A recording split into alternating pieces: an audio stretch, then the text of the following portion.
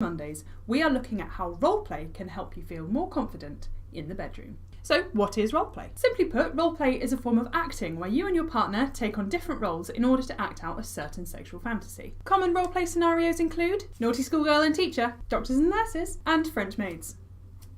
But really, roleplay can be whatever you want it to be. But how can this help with confidence? Now, for many people, having to convincingly act as a different person in a moment as intimate as sex can be very, very scary. People often think, what if they laugh at me? What if I say something wrong? What if I do the wrong thing? Which can lead to quite a lot of nerves. So how on earth could this situation help with your sexual confidence? The first thing to remember with roleplay is that it is okay to laugh during sex. It's meant to be fun, and things don't always go quite as you plan them. A big part of sexual confidence is being able to laugh off those moments and then carry on without ruining the mood. And the great thing about roleplay is that it can help you rediscover that fun side of sex that you may not have necessarily considered. The second thing to remember is that roleplay is a great way for people who struggle with confidence in, say, everyday life, to create a character that they view in a completely different way. Sure, by day you might be worrying about how your voice sounds or how your figure looks, but by pretending to be some big confident fireman or leather-clad dominatrix, come the evening it can make a massive difference to how you view yourself. Plus, if you have the tools you need to feel confident as someone else, you can apply it to yourself as well.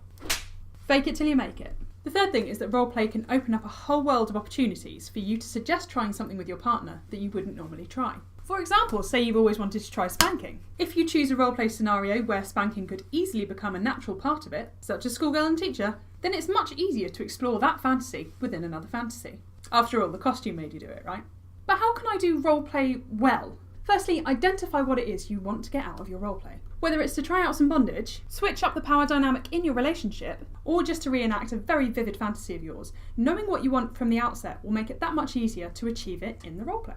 Remember though, if all you say is, I want to see you in a sexy nurse's outfit, your roleplay probably isn't going to have that much structure. Secondly, make sure that you discuss your choice with your partner. By explaining exactly what you want to happen during a roleplay session, it's much more likely that the fantasy will play itself out as you've imagined. Also, use this time to make sure that you're both happy with any boundaries that you might want setting. It is easy to get carried away in the heat of a roleplay situation, but by making sure you've got these boundaries set, everyone's having the best time they can and everyone is safe. Thirdly, although costumes are great, you don't have to worry about going all out when it comes to picking your first roleplay outfit. Something as simple as a wig or a pair of glasses can make it very easy to change your look in an instant. This kind of look is perfect if you want to try the sexy stranger roleplay, but without the infidelity aspect. And it can give you a real ego boost to see yourself looking so different. I like this wig, I might keep it. However, if you do want to go for an all-over costume, make sure that you choose one that is in a style that you feel comfortable with. Fourth, make sure you've got your set right. Does your fantasy, for example, require a desk? Make sure that you're in a room that has one. Going for a bit of a cops and robbers theme? Help to set the mood by dimming all the lights except one very bright lamp. But don't shine it in your partner's eyes. Surroundings can have a huge impact on how the scene plays out, so make sure that you've got yours right.